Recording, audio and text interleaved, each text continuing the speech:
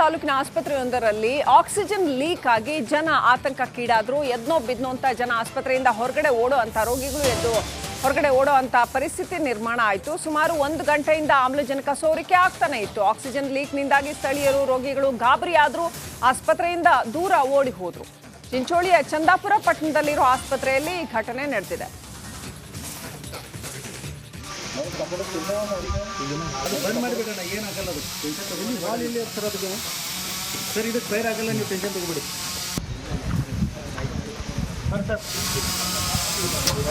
Sir ಇದು Lakshmana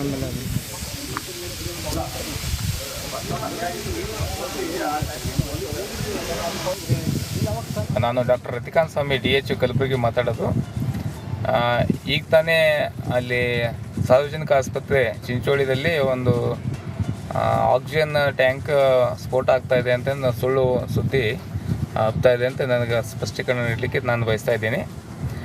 actually ಏನಂತಂದರೆ liquid oxygen tank ಸಾರ್ವಜನಿಕ ಆಸ್ಪತ್ರೆ ಚಿಂಚೋಳಿಯಲ್ಲಿ 2 ದಿವಸ ಹಿಂದ್ಗಡೆ ತುಂಬಲಾಗಿತ್ತು. ಆ ತುಂಬಿದಾಗ ಏನಂದ್ರೆ ನಾರ್ಮಲಿ ಏನಾಗ್ತದೆ, ಅದರಲ್ಲಿ ಪ್ರೆಷರ್ ರೈಸ್ ಆಗ್ತಾ ಹೋಗ್ತದೆ.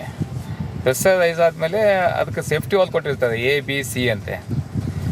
ಹೆಂಗೆ ಪ್ರೆಷರ್ ಜಾಸ್ತಿ ಆಯಿತು ಅದ್ರ ಪ್ರಕಾರ ಅದು A ವಾಲ್ ಓಪನ್ ಆಗ್ತದೆ, ಅಲ್ಲಿಂದ ಗ್ಯಾಸ್ ಲೀಕೇಜ್ ಹಾಕ್ಕೊಂಡು ಹೋಗ್ತದೆ.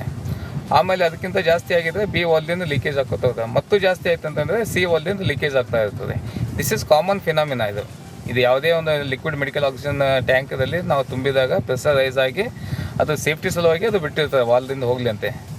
ಸೊ ಇದು ಇಲ್ಲಿ ಕೂಡ ಹಾಗೆ ಆಗಿದ್ದು. ಅದಕ್ಕೆ ಲ್ಯಾಕ್ ಆಫ್ ನಾಲೆಜ್ ಇದ್ದ ಸಲುವಾಗಿ ಅವ್ರಿಗೆ ಸ್ವಲ್ಪ ಭಯದ ವಾತಾವರಣ ಉಂಟಾಗಿತ್ತು.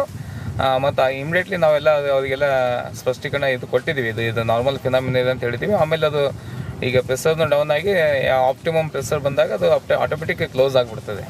ಅಲ್ಲಿ ಕೂಡ ಆಗಿದ್ದು ಅಷ್ಟೇ ಆಗಿದೆ. ಮತ್ತು ಯಾವುದೇ ಇಂಥ ಭಯದ ವಾತಾವರಣ ಇಲ್ಲ, ಮತ್ತು ಯಾರೂ ಆತಂಕ ಪಡೋದು ಅವಶ್ಯಕತೆ ಇಲ್ಲ.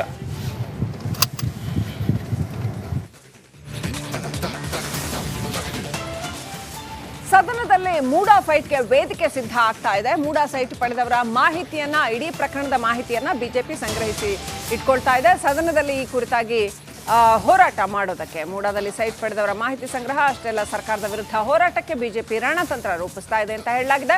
ಸಿದ್ದರಾಮಯ್ಯ ಪತ್ನಿ ಹೆಸರಿನಲ್ಲಿ 10 ಸೈಟ್ ಏನು ಮಂಜೂರಾಗಿದೆ ಆ ವಿಚಾರದ ಮಾಹಿತಿ ಕೂಡ ಸಂಗ್ರಹಿಸಿ ಇಟ್ಕೊಳ್ತಾ ಇದೆ ಅಂತ ಹೇಳಲಾಗ್ತಾ ಇದೆ.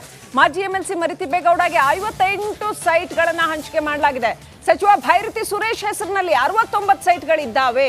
ಒಟ್ಟು 848 ನಿವೇಶನಗಳನ್ನು ಪರಭಾರೆ ಮಾಡಲಾಗಿದೆ. ಬಿಜೆಪಿ MLC ಛಲವಾದಿ ನಾರಾಯಣ ಸ್ವಾಮಿ ಈ ಆರೋಪಗಳನ್ನ ಮಾಡಿದ್ದಾರೆ. ಸದನದಲ್ಲಿ ಹೋರಾಟ ಮಾಡ್ತೀವಿ ಅಂತ ಎಚ್ಚರಿಕೆ ಕೊಟ್ಟಿದ್ದಾರೆ.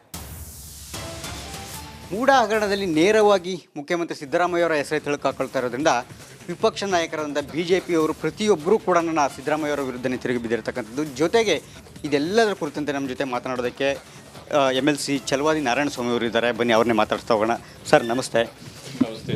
ಮೂಡಾ ಹಗರಣ ವಿಚಾರವಾಗಿ BJP ದೊಡ್ಡ ಮಟ್ಟದಲ್ಲಿ ಹೋರಾಟಕ್ಕೂ ಕೂಡ ಮುಂದಾಗ್ತಾ ಇರ್ತಕ್ಕಂಥದ್ದು, ಅದು ಮುಂದಿನ ಅಧಿವೇಶನದಲ್ಲಿ ಕೂಡ